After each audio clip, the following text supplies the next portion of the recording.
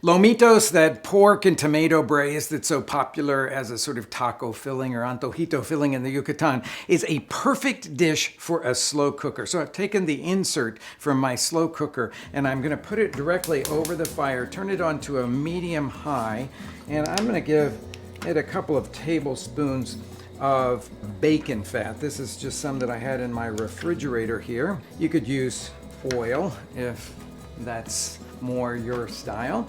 And while that's heating up, I'm going to cut up a pork shoulder roast. Mine came in a net, so I'm going to cut the net off of it and then cut it up into 1-inch chunks.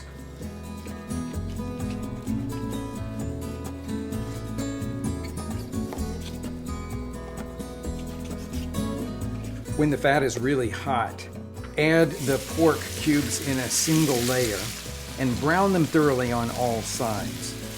Then scoop them out into a plate that's lined with a paper towel. Then into the same pot, add a sliced medium-sized white onion.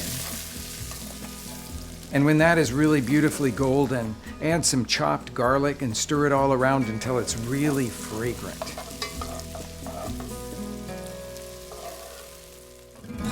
Now onto the chilies. In the Yucatan Peninsula, they use a small dried red chili that's called chile país. We don't really see those much in the United States. So what I usually use for this kind of a recipe is a chile de árbol, you know, the ones with the long stem on them. So you just pull that stem off, and then I'm going to put those into the blender jar along with the can of tomatoes. Now I'm going to start with only half the can of the tomatoes because I want the blender to do the work of chopping up all of those chilies, and we'll make a smooth puree out of that.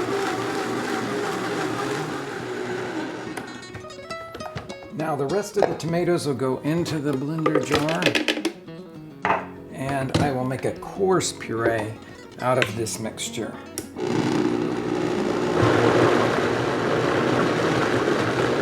Just takes a second. All of the tomato chili mixture will go into that slow cooker base, mix it all up. I'm going to give it a little bit of salt, just to get the seasoning started. Now here's the last ringer. This is epazote. It's one of the herbs that is customary in loads of preparations in the Yucatan Peninsula. If you don't have it, then I would say you could just leave it out. If you really want a whole handful of cilantro, but I would add that at the very end of the cooking. So nestle the epazote down into the tomato mixture and then put the insert into the base, turn it on to high, put the top on it, and it'll take about 4 hours for that meat to get tender and for this mixture to fill your house with an absolutely delicious smell. Spoon the steaming hot pork lomitos into a serving dish. Then top it with some sliced red onions that you've seasoned with lime juice and salt. And then just shower it with some cilantro. It'll be one of the best Yucatan-style taco fillings you've ever had.